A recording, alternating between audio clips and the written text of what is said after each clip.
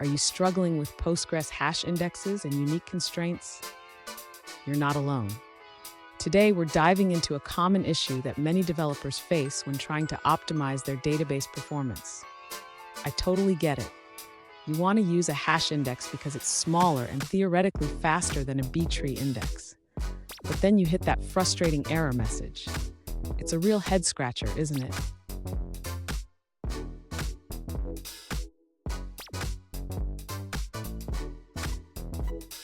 Here's the specific situation we're looking at.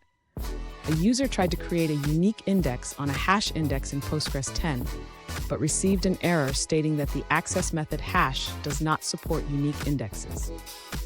Sound familiar? Let's explore why this happens.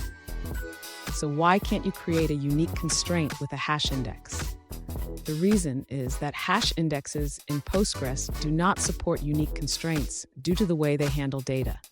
They can lead to potential collisions, which is why this limitation exists. And stick around. At the end of this video, I'll share some alternative solutions that can help you achieve your goals without running into these issues. To understand why the user encountered the error, we need to clarify that in PostgreSQL, hash indexes do not support unique constraints. This is because hash indexes are designed for equality comparisons and do not maintain the order of the data.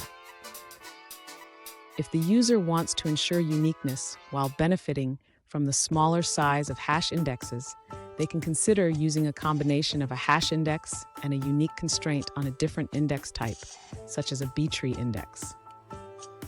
Another option for the user is to implement a trigger that checks for uniqueness before inserting new records. This way, they can maintain the benefits of a hash index while ensuring that no duplicate entries are added. Lastly, the user should always test their implementation thoroughly to ensure that the chosen method meets their performance and uniqueness requirements. This can involve running queries and checking for duplicates.